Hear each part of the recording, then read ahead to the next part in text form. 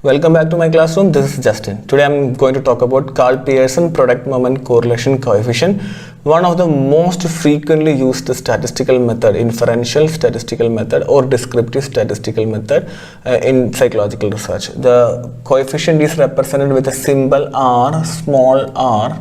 Okay, and this statistical method helps to understand the relationship between two variables. Generally we say whether two variables move together, together in same direction or opposite direction, like that.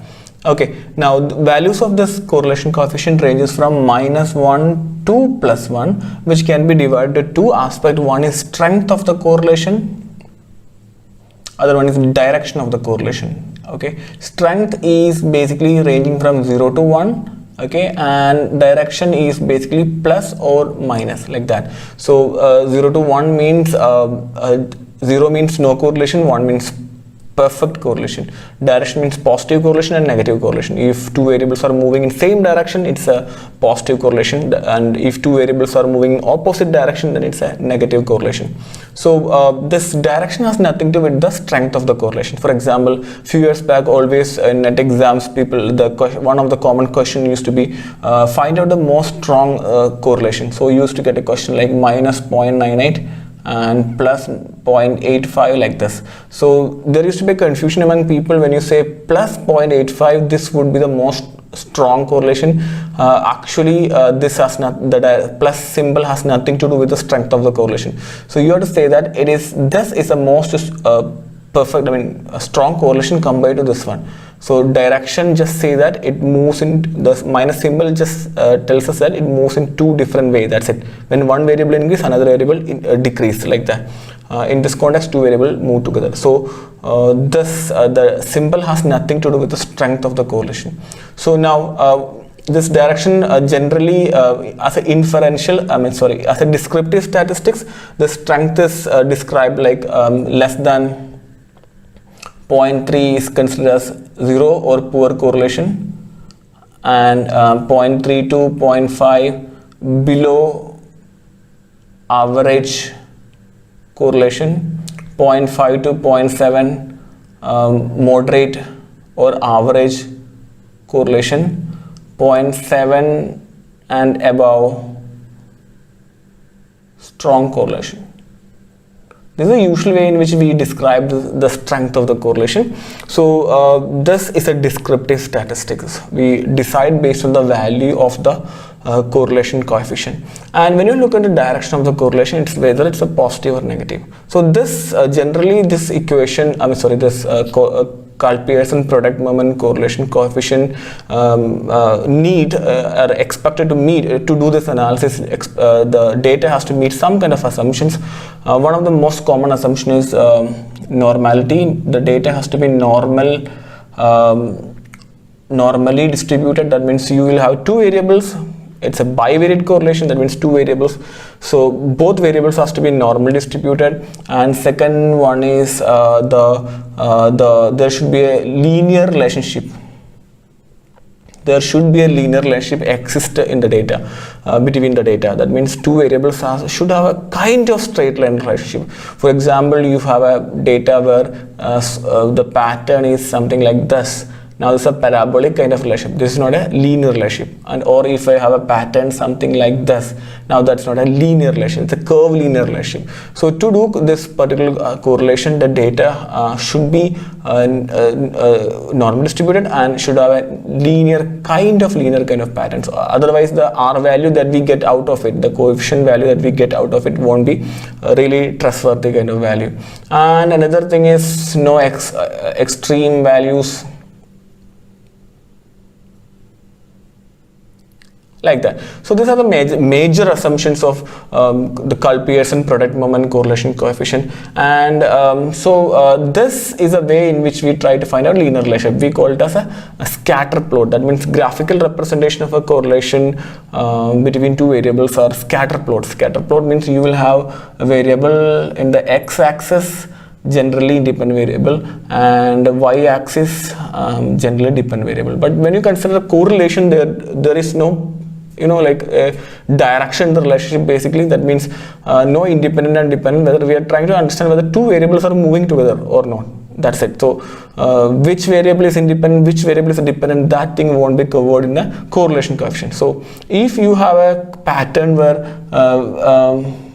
the dots, that means x and y values, the dots make a kind of straight line and it follows a pattern like this, called as a positive correlation.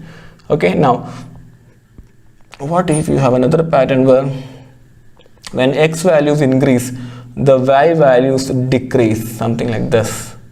Now this is called as a negative correlation. Okay, what if you have a pattern where you find difficult to find out a straight line relationship between the values? You get a pattern like this. This is called as a zero correlation. So this is positive, this is minus, this is zero correlation. Now is it really explaining whether it makes a straight line or not? So originally the concept is whether two variables are moving together. See that? Two variables are moving together, that's it. For example, if it is purely a concept of making straight line, think about a condition like this. You have a data here, x-axis and y-axis, and what if your points are like this, a perfect straight line? What would be the R value here, correlation value? It will be 0. So the correlation is not about making a straight line, it is about the changes in one data, let us be x data, and how far it is aligned to changes in the another data, like that. Okay, now this will give us a zero correlation instead. So and it has nothing to do with the slope of the line. For example, you have a line like this, you have a line like this, you have a line like this. As far as the variance in one data is aligned with the variance in another data, the slope has nothing to do with the R value, the correlation coefficient. But instead, when you do regression analysis, the slope is managed by a symbol called as beta. Okay, regression coefficient, like that. Okay, so this is about the basic information about the Karl Pearson product moment correlation coefficient. Now we'll look into the equations of that. So for that, I'm going to erase this. Okay, board is clean now. So equation of Pearson R. So Pearson R's equation is one of the most complicated equation or long equation, not complicated, it's a long equation. Generally my students don't like this equation. Anyway, but if you understand the concept of this, the correlation, the Pearson R, it is very easy to remember. You just need to know the equation of a standard deviation. So what is this concept? So it's basically product and its moment. So moment here, there are four moments basically. One is mean, variance, and other one is the skewness and kurtosis. So the second the moment, that is variance, is used in this concept, product moment. So what they try to do in this concept is the variance of the R is basically variance of product xy, two variables x and y, and the variance is separately treated, that means standard deviation of x and standard deviation of y. That means standard deviation of x and standard deviation of x, if you take like that, that's a variance, right? So standard deviation of x into standard deviation of x is variance actually. So here it's standard deviation of x and standard deviation of y and variance of x and y. So basically variance divided by variance, that's what they're trying to understand. So what's the equation of variance, standard deviation basically, or variance? I would write the standard deviation first so that we can write all other parts. So basically the denominator part I'm going to write first. So standard deviation of x, it's basically root of sigma x square minus sigma x whole square by n divided by n minus 1. That's a standard deviation of x. And if I write standard deviation of y, it is basically sigma y square minus sigma y whole square divided by n divided by n minus 1. Okay, now standard deviation of x and standard deviation of y. What would be the condition where standard variance of xy, variance is square of standard deviation, that means you don't need the square root here. So this other part can be maintained. Now look at this, sigma x square. What is that? Sigma x into x. That's a sigma x square, right? So when you take xy, one x will be replaced by y. So sigma x into y, like that. So we'll try to write that in the equation. So it's basically no square root now. So it's basically sigma xy instead of sigma x square. Now sigma x whole square, what is that? Sigma x whole square means sigma x and sigma x. So we will do replace one sigma x with the sigma y. Okay, divide by n whole divided by n minus 1. So it's basically variance and variance. Okay, now what happens here, this n minus 1 and 2n minus 1 in the square root will cancel each other. So we will get an equation like sigma xy minus sigma x into sigma y by n whole divided by root of sigma x square sigma x whole square by n into sigma y square sigma y whole square by n. It's very easy concept. So basically you just need to remember the equation of a standard deviation. You can work with that. So what are the values that we need in this context? You need an x value, you need a y value, and you need x square values, you need y square values, and you need xy values. These are the values required to calculate this correlation. So you may have these two values and other values you have to calculate and find out the sums here. You can apply the values here. You can easily find out the concept in this condition. Now this is a easy way to explain the concept of the equation of the Karl-Pearson product moment correlation coefficient. But actually, how does it work? Or statistically, how do you explain the concept of product moment correlation coefficient? For that, I need to clean the board once again. Okay, board is cleaned once again. So look at the equation one again. R is variance of xy and divided by standard deviation of x and standard deviation of y. This can be rewritten in another way. It is 1 minus 1 by n minus 1 into sigma x minus x bar into y minus y bar. This is another way in which we can write the equation divided by standard deviation of x and standard deviation of y. Okay, now this entire equation, if you process the equation, you will understand that this part, if you take this small part, it is basically n minus 1 into it's a sum of this part is the z value of x, this part is z value of y. See, the correlation coefficient is working with the logic of standard score. See, this part divided by standard deviation, that means x minus x bar divided by standard deviation is the equation for the z value. So z value of x is z value of y. So this is how originally this concept is explained. Okay, for example, let us take a situation like you have x values, something like 1, 2, 3, 4, 5, and y values, let us say 8, 9, 10, 11, 12, something like that. Okay, now this is the mean here and this is the mean here. Let us say this data, just imagine, okay, this data has standard deviation of x is 1 and standard deviation of y is 2, just for explanation sake, nothing else. Okay, it is not really 1 and 2. Let us say how do we generally explain this? We'll try to graphically plot this data.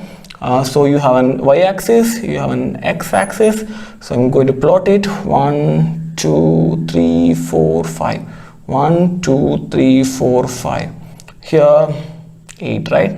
I'll start with 8 itself so that I can save some space. 8, 9, 10, 11, 12, 13. This is y-axis and this is x-axis. Okay, now the center point here is the x-axis is like this. Okay, and mean value here is 10. Okay, like this. So if you try to find out a relationship between these variables, you will be getting a line which is passing through the center point. Okay, passing through this center point. So this coordinate, that is 10, 3, this coordinate through this line will pass through. So now how to explain this? Basically, the standard deviation of this value is we are trying to understand in terms of this is the standard value, that is 1. So one standard deviation is there. So this is the standard deviation values here. So 1 here.